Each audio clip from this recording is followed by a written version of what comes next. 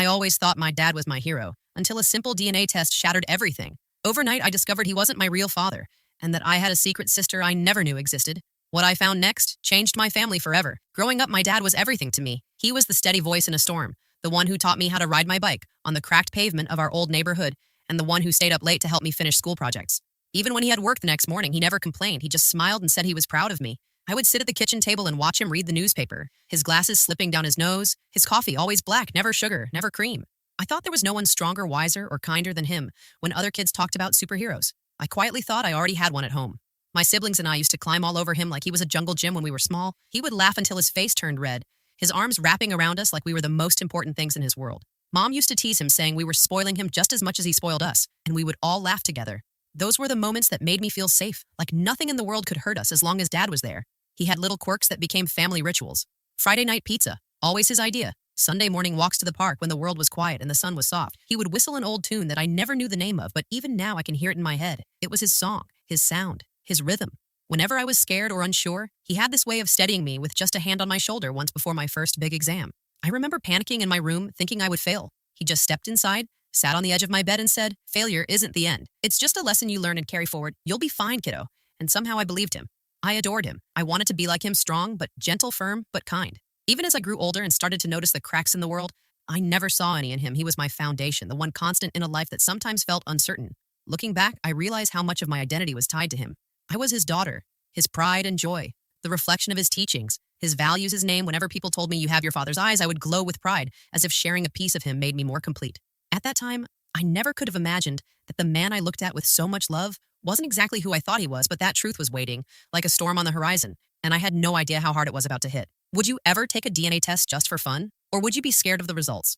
It started as something small, something I never expected to matter. My friends and I were talking one night about those at-home DNA kits, the ones that promise to trace your ancestry and connect you to distant relatives. It was meant to be a fun trend.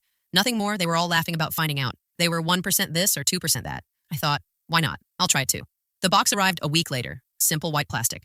Neat instructions inside. I swabbed my cheek, sealed it up, and sent it back without much thought. It felt almost like sending off a postcard to the future weeks past, and I nearly forgot about it until the email came in. One afternoon, I was sitting on my bed scrolling through my phone when the notification popped up. Results ready. I clicked without hesitation, curious more than anything, expecting a neat little pie chart, maybe a surprise country in the mix, something I could joke about with my friends. At first, it was just that percentages colors on a screen showing pieces of the world stitched into me, but then I scrolled further down to the section that listed possible relatives, names, faces, profiles of strangers connected by blood. I expected to see my siblings there, maybe even distant cousins, but my eyes froze. My breath caught because the names that should have been there weren't. No match for my father. That's what the screen said. Bold, cold letters that didn't make sense. My dad, the man who raised me, the man whose eyes I had been told were mirrored in mine, wasn't showing up at all. Not as a parent. Not even close. The system matched my mother perfectly, but there was nothing for him. I blinked hard, convinced it was a glitch. Refreshed the page, signed out, signed back in again. The same result. My chest tightened like I couldn't breathe, like the air had been ripped out of the room. The numbers didn't lie. This wasn't a mistake. For a long time, I just sat there staring at the screen, hearing my dad's whistle in my head, hearing the scrape of his chair at the kitchen table, the warmth of his laugh. It all felt suddenly fragile, like it was built on glass that was now shattering under my hands. I didn't tell anyone. Not right away. The shock was too heavy, the questions too sharp. I needed to hold them inside until I could make sense of them, but there was no sense to be found, only the echo of that screen repeating in my mind. No match, no match, no match. That night, I lay awake staring at the ceiling, wondering who I was, if not his daughter, wondering what this meant for everything I believed about my family, wondering how a single test could rewrite my entire life in one cruel sentence. If you discovered a family secret, would you confront your parents right away? The next morning, the sunlight felt harsh. Too sharp against my eyes, the world looked the same, but I didn't feel the same. I kept hearing my own voice whispering in circles. Maybe it's wrong. Maybe the test is broken. Maybe the company made a mistake. I searched forums for hours, scrolling through stories of people who claimed errors, mismatched results, faulty databases.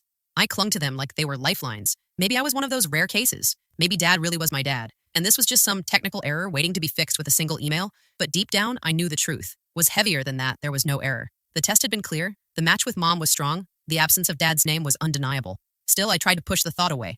I told myself I wouldn't ruin the life I had over a set of numbers on a screen. That evening, Dad sat at the table reading his paper glasses, low on his nose, coffee steaming beside him, the same picture of comfort I had known all my life. He looked up at me, smiled, and asked about my day, and my throat closed tight because all I could see was the word "no" echoing against the image of his face.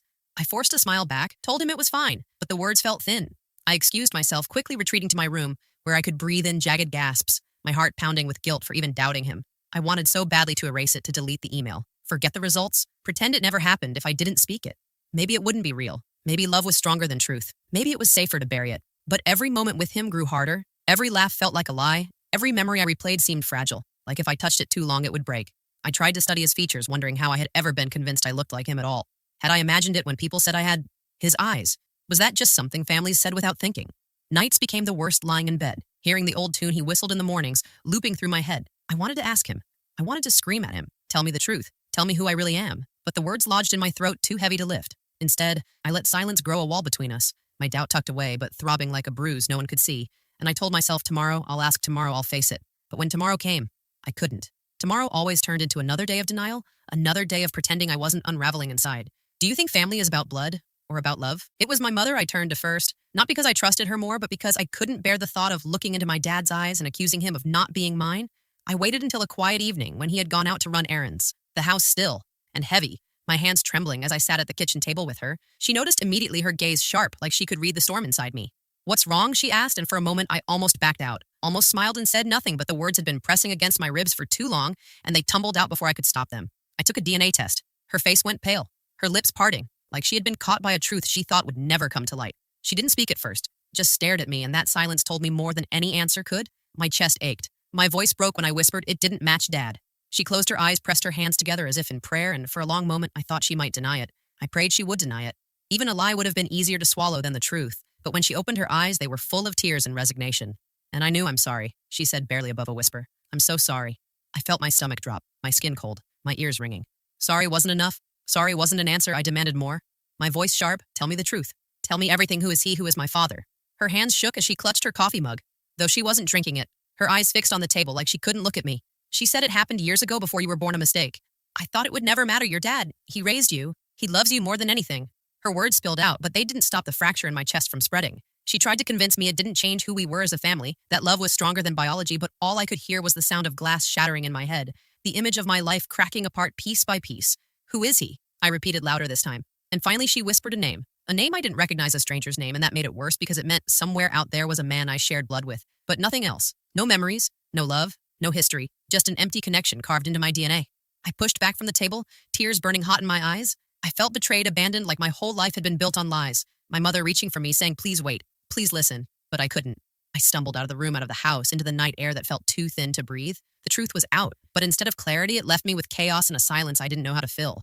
Would you forgive someone who kept such a life-changing secret? I avoided him for 2 days after I learned the truth. I couldn't sit at the table across from him without hearing the echo of my mother's confession. I couldn't look at his smile without wondering how much he knew. Had he been living in the same lie, or had he been part of it from the start? On the third night, he knocked softly on my bedroom door, his voice gentle. "Hey, kiddo, you okay? You've been quiet lately." The word kiddo cut into me like a blade. The name I had once loved now felt heavy, false. I opened the door because I couldn't hide anymore. I couldn't pretend. I asked him straight. "Did you know?" His face shifted, confusion, then hurt, then something deeper. His eyes searched mine, like he was piecing together a puzzle he had hoped would never be built. "What do you mean?" he asked softly. My voice cracked as I said, "I took a DNA test. You're not my father, are you?" The silence that followed was unbearable. His shoulders slumped. His hand pressed against the doorframe as if it was the only thing holding him up. He didn't deny it. He didn't argue. He just let out a long breath, like a secret he had been carrying. His whole life had finally broken free. "You're right," he said quietly. "I'm not your biological father."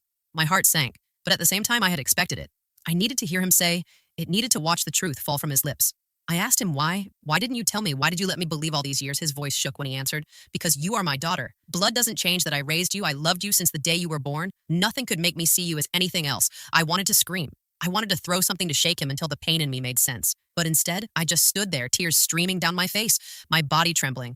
I told him love isn't supposed to come with lies. If you loved me, why didn't you give me the truth? He reached for me, his hands desperate, but I stepped back, the gap between us. Wider than ever, his eyes were full of grief and fear, like he was watching me slip away and he couldn't stop it. "Please don't do this," he whispered. "You are still mine." But I couldn't stay in that moment. Not when every word felt heavy with betrayal. I walked past him, down the hall and out the front door. My footsteps quick, my chest burning. He called after me, but I didn't turn back. The night air swallowed his voice and I felt both free and hollow at once. That was the night everything broke. The night the man I called Dad lost his place in my world.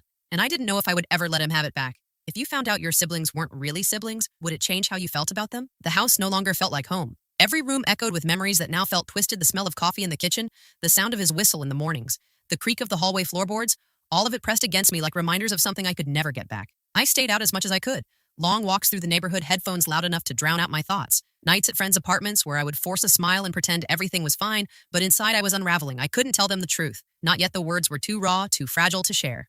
When I was home, I avoided both of them. Mom with her downcast eyes and nervous apologies. Dad with his quiet grief etched into every movement he still tried. He would leave notes on the counter, little reminders that dinner was ready or that he loved me, but I couldn't look at them without feeling a surge of anger. Love shouldn't have been built on lies. Love should have been honest from the start. Sleep came in fragments. Dreams of faceless men claiming me, of family portraits ripping apart piece by piece. I would wake up with my heart racing the room. Dark, the silence heavy, the thought hammering in my mind. Who am I really?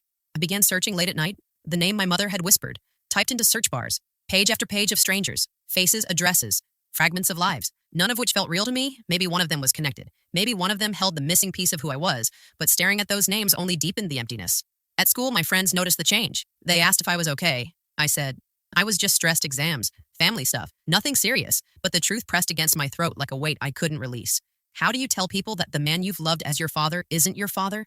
How do you admit that your entire foundation has cracked? One afternoon, I walked past the park where Dad used to take us on Sundays. The sound of kids laughing, the sight of families gathered under trees. I had to sit down on a bench, my chest tightening with a strange ache.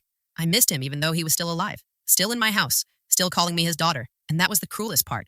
I longed for the man I thought he was while resenting the truth of who he wasn't.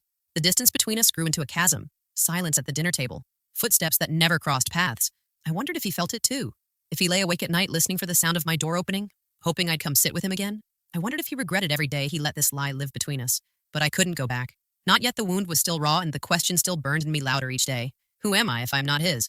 Do you think the mom should have told the truth earlier? The question wouldn't let me go.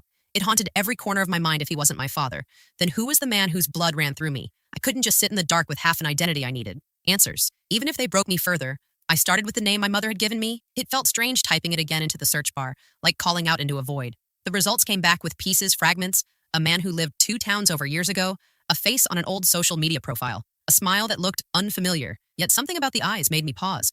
I printed the picture and stared at it late into the night, tracing the outline of his jaw, the curve of his mouth, searching for myself in him. Sometimes I thought I saw it, a flicker of familiarity. Other times he was just a stranger staring back at me. Days turned into weeks of quiet obsession, notebooks filling with notes, addresses, phone numbers, possible connections. I didn't tell Mom or Dad. I couldn't not when silence had become our language. I carried the search alone, even when it felt too heavy to bear. One evening after hours of scrolling, I found something new. A marriage record, then another name, a daughter born years ago around the same time as me. My heart lurched if the records were right. I had a half-sister, someone out there living her life never knowing I existed.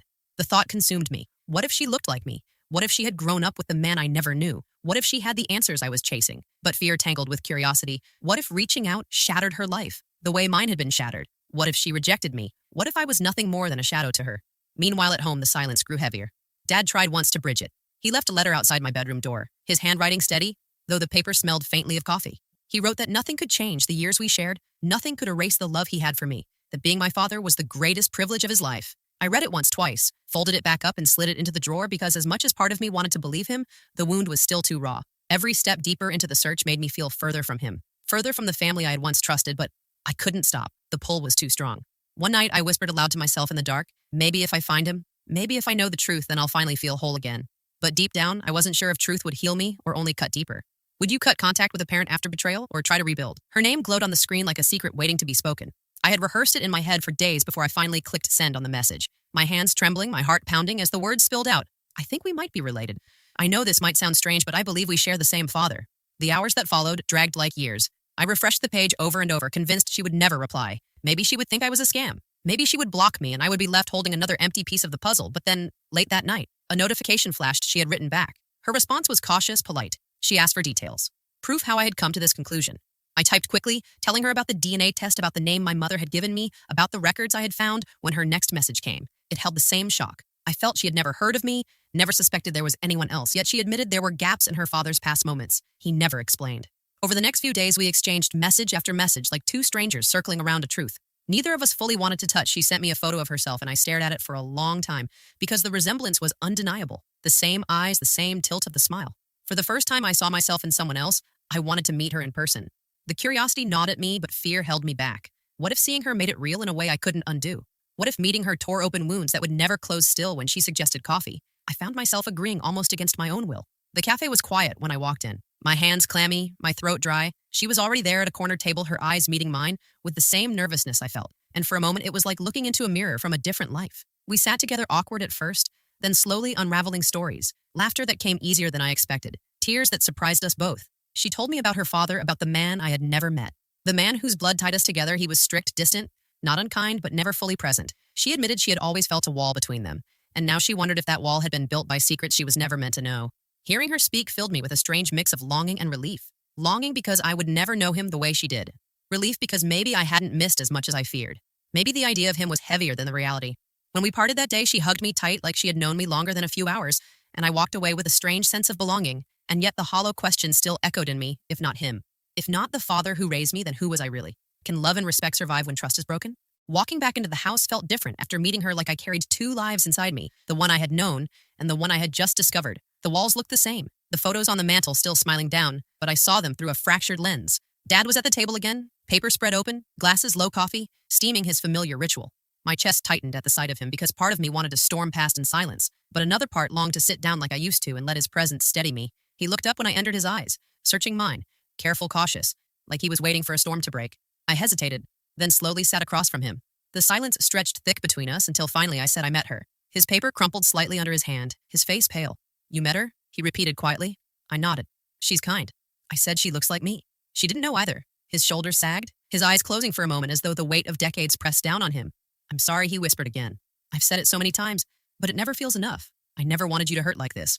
I studied him. The man who had raised me, the man who had held me through nightmares, taught me to ride a bike, clapped loudest at every school performance. He wasn't in my DNA, but he was in my history, my memories, my soul. Why didn't you tell me? I asked, my voice softer.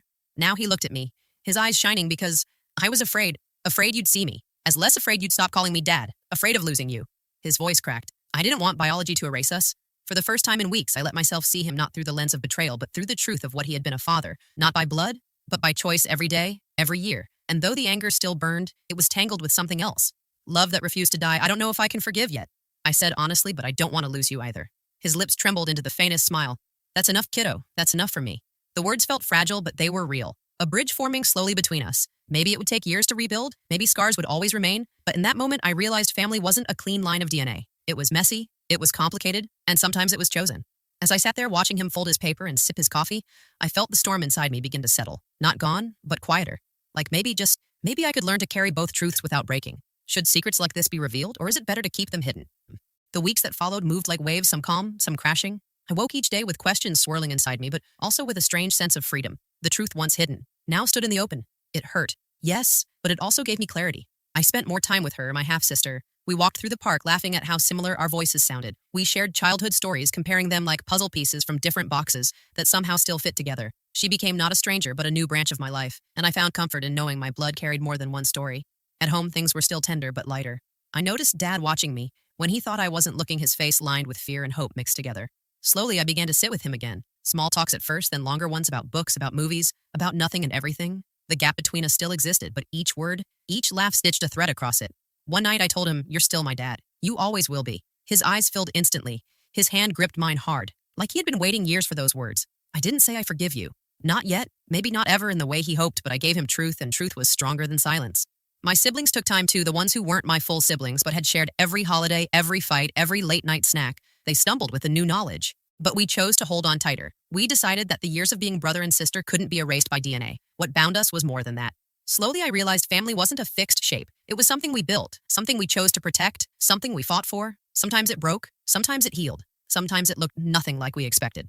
One evening, I stood in front of the old family photo, all of us crowded together, grins, wide eyes, bright. I thought about how I had once seen that picture as perfect and how now I saw cracks in it, but also depth. The kind of depth that comes when love is tested but survives anyway. For the first time in months, I breathed without the weight pressing down. I didn't have all the answers, but I had a new beginning. I had a sister, I had siblings, I had a father who was not my father, by blood but by every other measure that counted, and I had myself stronger, sharper, truer than before. So I whispered into the quiet room the words I knew were real. Family is not always who you're born from. It's who stands beside you when the world shakes. It's who chooses you again and again. And as I looked at that photo, I chose them. I chose all of it, the pain, the love, the truth, because it was mine. And in that choice, I finally felt whole. What does family mean to you?